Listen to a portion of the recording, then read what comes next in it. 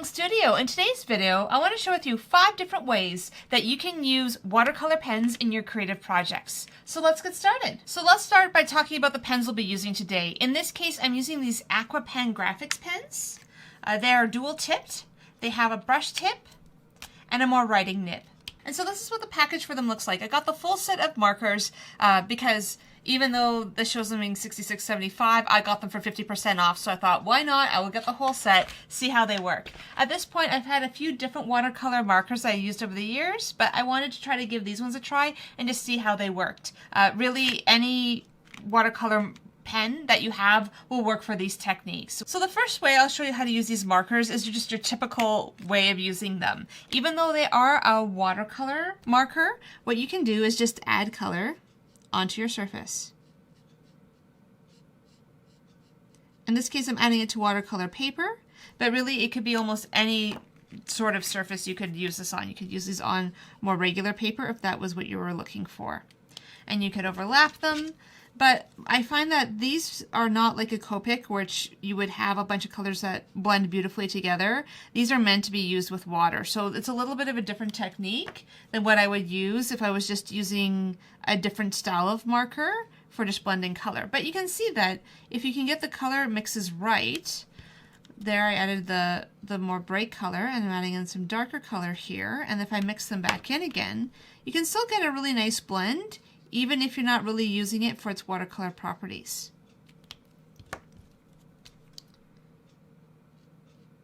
And it feels like it works a lot better when you start with a light color and then you blend in the darker color. So another way you can use these pens is just for drawing itself.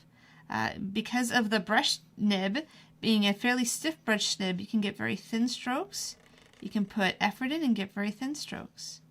So I could be doing some hearts. And you can see the nib will bend as you push down.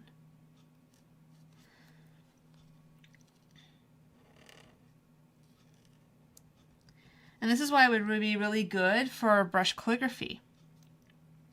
And so don't judge my calligraphy skills because it's definitely not my talent. But as you can see, just by doing this and varying my strokes, you can get thick and thin lines.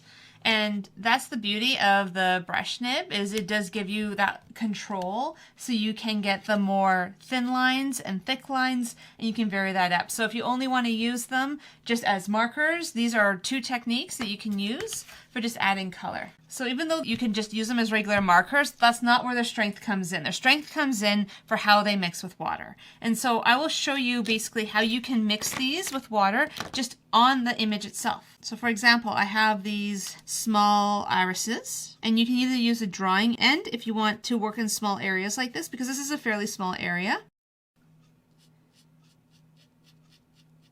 And what you can do is take a little bit of water with your watercolor brush and blend this out. In this case, because I started with a really light color, it's going to be quite subtle. But this is one way that on the surface itself, it will react and it will pull. This is a great way that you can create that subtle shading by just using the watercolor marker first and just pulling it out to the edges. So I will choose a larger object so you can maybe see this a little bit more clearly. I'm going to put a couple lines on like that. Come up by my watercolor brush. And again, this works this way on watercolor paper. You will find that if you try to use this on regular paper, you're not going to get as good a result from it, just because of the fact that the watercolor paper has the surface that it will take water really, really well. And so I kind of kept that all one color, but if you want something more dramatic, let's go even thinner with our line.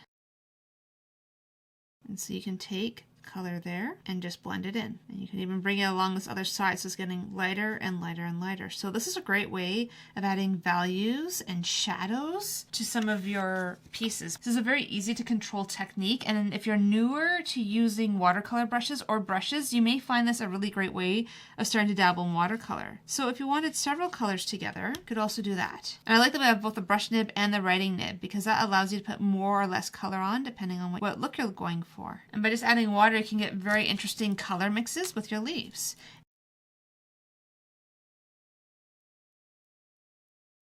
I'm not totally happy with this, so I'm going to go over it a little bit. I'm going to come back in, and now I can add that color in on top. It melds with the color underneath. So instead of being really stark, it just mixes in with the blend. So that's the two different ways you can blend. You can add a color, let it dry, add another color on top to add those highlights, or you can add both colors at the same time and see what you get. So I wanted to show you a larger example of this type of work. So with this page, what I did is I took a stencil and I just outlined the stenciled image with one of these markers. And then I took water and pulled all of the color out here just from those outline shapes. So you can see how far you can pull this color to get just a really good blend. But you can see on areas like this background, it's a little bit more noticeable just because I was using a lot of brush marker and then I was trying to mix it and I found maybe it was just the quality of the watercolor paper, but I didn't really get a really smooth bend. If you're looking for a really smooth blend, that will be the next thing I'll be showing you today. So another way you can do this is if you don't want to put the marker on, you're worried about not getting a really smooth blend. The other option is you use a non-stick surface, like this silicone mat, and you add color to the surface. And so I'm grabbing my water and I'm reactivating the pigments. And what that allows you to do is it just allows you to add color right onto your surface. So if you're looking for a really soft blend and you're worried about not getting really great control on the surface with your pen, this is one thing you can do, because when you add color just onto the surface, you have to work quite a bit harder to get it to blend out. In this case, I added enough water, but I find with some of the darker colors, it doesn't necessarily blend that well into a lighter color. You sometimes get harsh marks that you may not want on your watercolor project. So if I'm looking to get a really smooth, light background, being able to just add color like this is not a bad way of just adding a really nice, soft feel to your watercolor project. So the fourth way that I like using these markers is to just add pools of color to a background. So you want to spritz this with water. So now we have a lot of color activated. I have an image here I've just stamped. I'm just going to spritz the watercolor paper just to activate it. And I'm going to press it down. So by just adding more of the watercolor marker, you get a very soft watercolor blend. And you can go crazy with this. You can go darker and darker and darker. And this is a really great way of building layers. I've dried my tag. You can see it's very light. So I could go back in, add a few more layers of color. I'm going to spritz this again. In this case, I'm not going to spritz my background. I'm just going to add some on. And I'm being more specific in the areas that I want it to fall this time.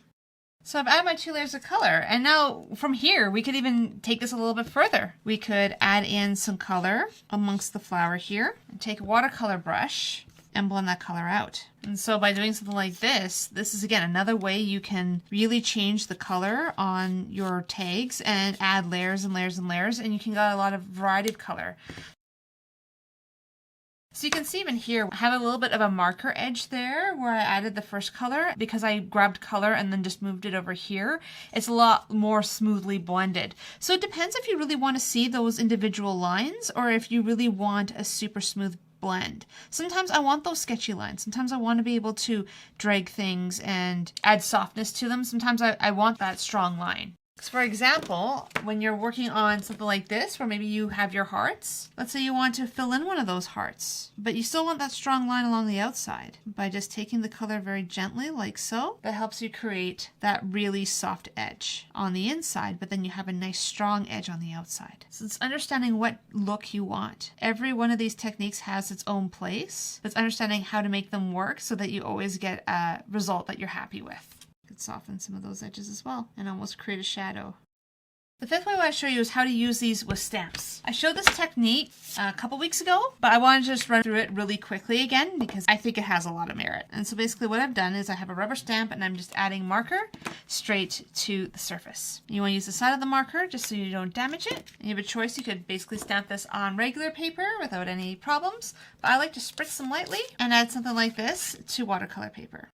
So here's your 5 examples of how to use watercolor pens on your projects, and I hope this has given you some inspiration. You may only have 12 or 24 colors. Whatever you own, you can do a lot of color mixes. You can mix them together again on your mat. You can mix them onto your page. There's lots of different ways that you can continue to use these in a way that you don't need to have 100 colors of markers to be able to get some really cool color blends. So I hope you've enjoyed this video, and if you have, if you could like it, subscribe, and hit that notification button so you don't miss out on any future videos. I always always love hearing comments from the people who watch my videos, and I would just love to get your feedback about this video and anything else you might want to learn.